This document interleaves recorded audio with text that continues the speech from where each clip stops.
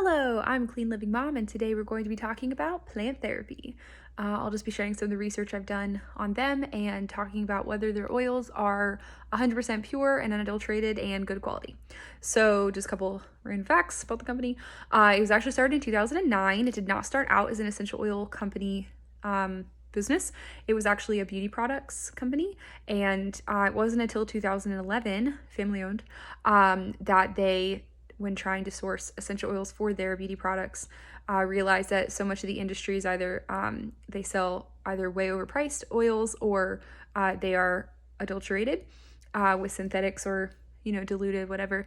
So that's when they got into the essential oil game, and they do not own any of their own farms. They just partner with other small farms and farmers worldwide, so both in the US and all over.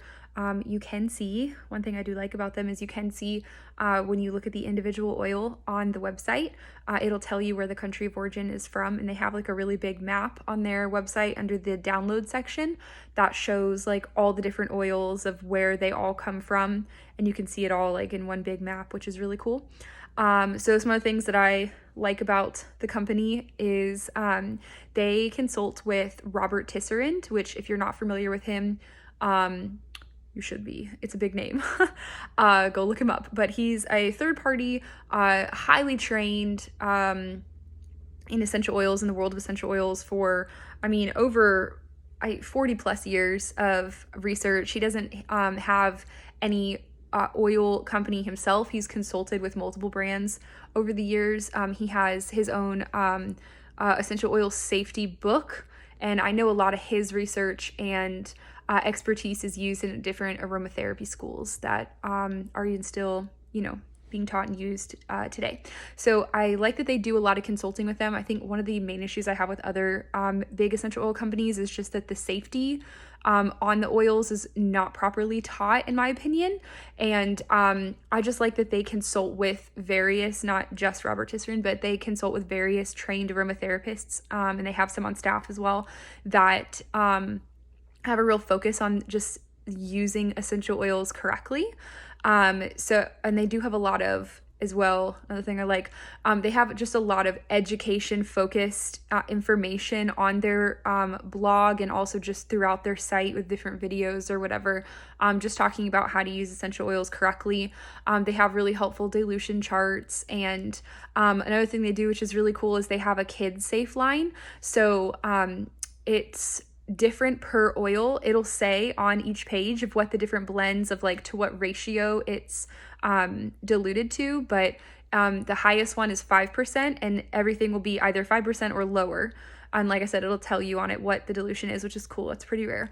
But that is on very much the safe side. Like, even what aromatherapist would be learning in school, like professional trained people with essential oils, they're going to be even a little bit more on the safer side, just so you know, of what they're diluting things in those kid safe blends. So really safe, designed for 2 and up.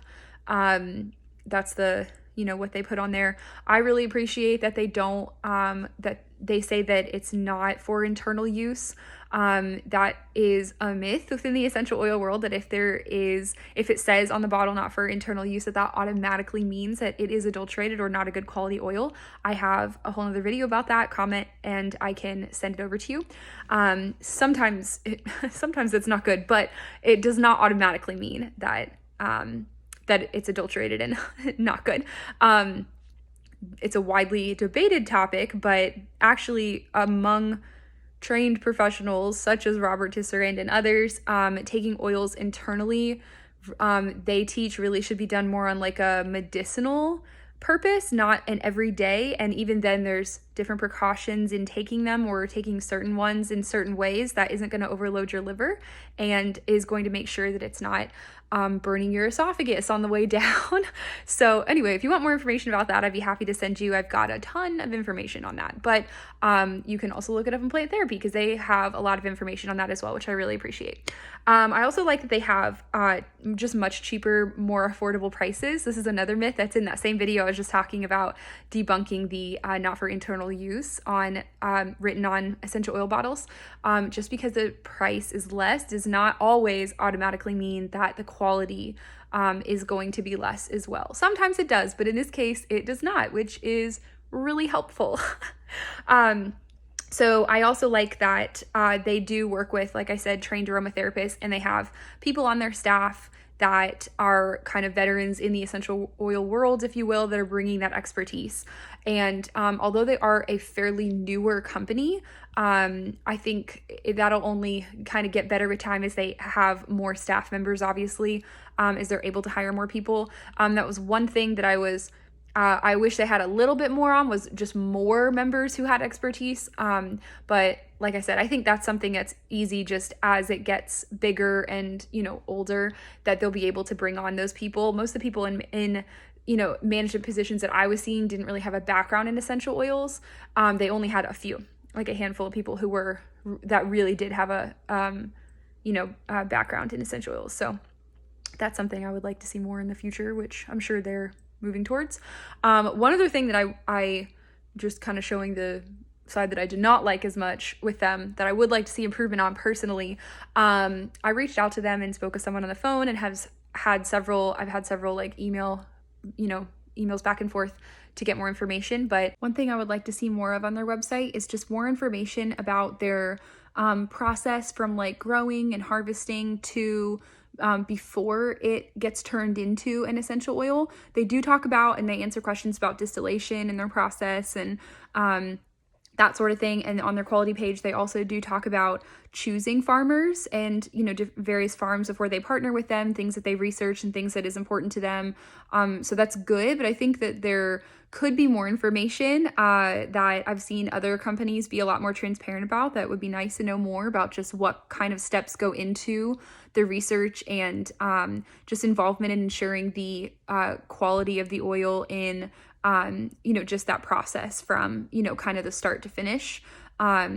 So they talk a lot more about, just like the testing and then and like what they do after it's an oil and then before, but kind of that in between is a little bit more like leaves some to be desired. So I would like to see that a little bit more, which again is something I'm sure that as they grow will be something that could, kind of come more in the future. They do share a little bit about like one thing they do that's cool is they have like a clean water project in Liberia. And they do talk a little bit about that and, the involvement with oils that they source, I believe, like in that area, or I don't know, just how the story and how that started and whatnot kind of involves some of that a little bit. But, working with the people there, that kind of regard, types of farms that they partner with. I would just like to see more information on that. That may just be me, but there we go. Okay, so a couple things that I want to kind of debunk with them, if you will, or just kind of talk about more, just to be clear. One thing is they do have a line of USDA certified organic essential oils.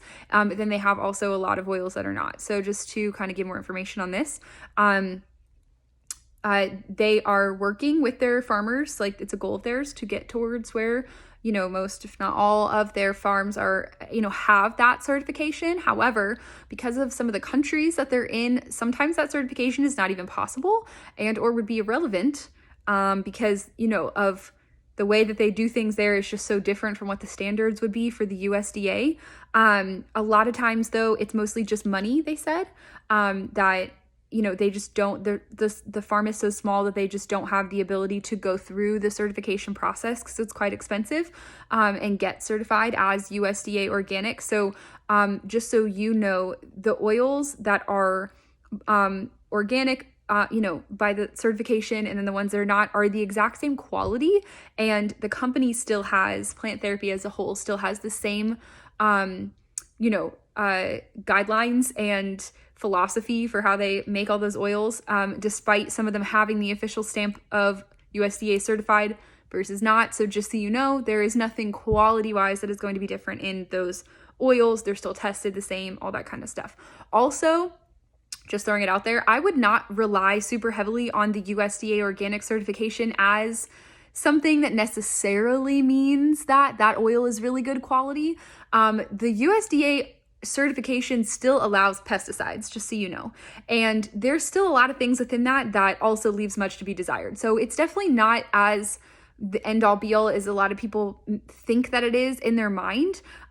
So I don't really think that that's an important factor when it comes to essential oils of determining the quality. It can be kind of a small check mark in that there's, some things that they're passing, but I would much more be concerned about, and why I'm not concerned about the oils that Plant Therapy has that are not USDA certified is their philosophy even goes beyond what those certifications are. So I would spend a lot more time, if I were you, researching that and the company's philosophy and how they ensure purity and quality more than relying on that certification, because it leaves much to be desired. That's kind of a myth that the better oils are USDA organic certified. Most definitely not.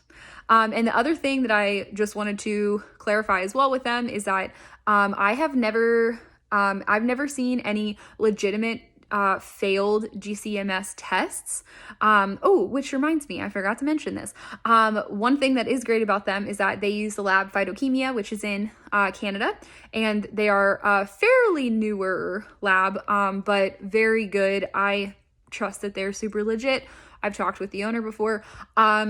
Indirectly, and I like that they put all of the batch numbers on the bottom of their oil, and then that's the exact batch number when you look online of the GCMS test that they have listed. So sometimes various people, when they're talking about the maybe there's no need to put the GCMS, or, oh, this is dumb because it's just one specific batch, so much could change within batches. Very true. So I like that they have already kind of worked around that, and they don't just put up a generic GCMS test. It is the one that's going to be linked to the exact bottle that you have.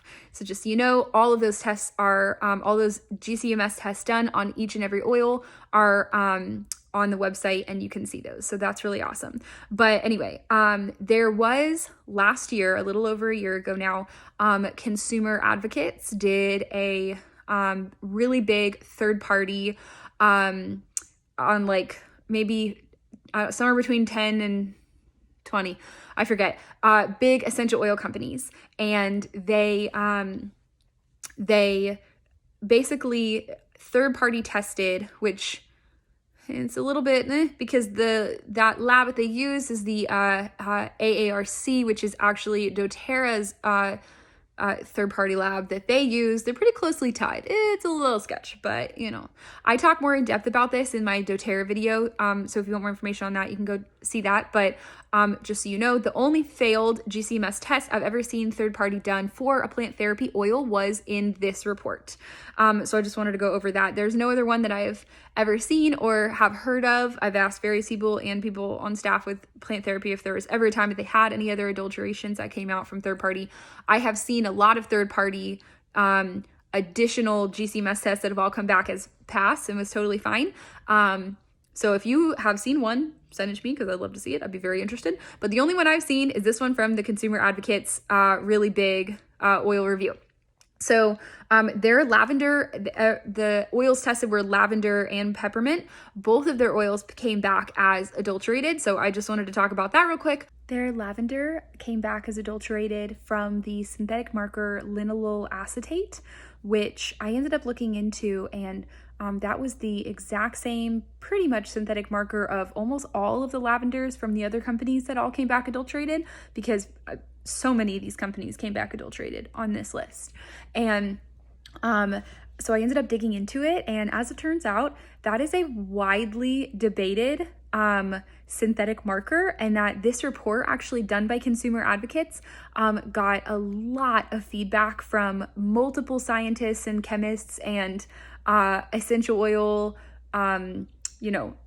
professionals, whatever, anyone who's been studying the chemical constituents and whatnot. They actually got a ton of feedback on this, and everyone disagreed that that is not a viable synthetic marker that proves that it is adulterated, and that it is actually just previously unidentified as their systems continue to get more just better at detecting the various chemical constituents of essential oils. That is just one that may have potentially been previously unidentified, and or it is already naturally occurring in the oil. In other words, it is not an agreed upon synthetic marker, proving that it is in fact adulterated. So yeah, widely debated, well, not even debated, contested. And I actually got to speak to Aaron Sorensen, who is the CEO of the AA or APR, whatever, that lab that I'm forgetting the name of at the moment. And I have more about that in the doTERRA video that you can see, but he did admit that it was new technology, if you will, and that, yes, he agreed it is not yet peer reviewed. So time will tell, I guess, but it's been over a year, and it's not peer reviewed yet. So just know that. And then the peppermint one, I actually asked the company about, and they said that they sent their own GCMS tests to this consumer advocates group, and said, tried to get in touch with them about it and say, hey, this is not what we found, which, by the way, is not that big of a thing. It's more just like a check mark, and that's good. I mean, it doesn't mean anything if they're just saying, well, that's not what our GCMS are showing. But one step above that would be them sending the reports to, the physical reports to them to say, here, look at this, here are the reports. We're not finding that. Lots of scientists also talked about that and disagree that what they were finding, the claim was that it was not, that the menthol and menthol acetate were, because it was higher, that means that there was synthetics of that added to it. However, I was comparing the numbers from one of the oils that passed, that the consumer advocates did in the peppermint, to the same exact amounts of this plant therapy one that supposedly failed. And the menthol they had was 34.97, and then plant therapies was 36.58, which is not that much of a difference. And having that much of a variation is really not unheard of at all, because, one, it's very hard to compare GCMS tests done by different labs because they have different databases. And also, there's just a lot of factors that go into it and reading it as well. But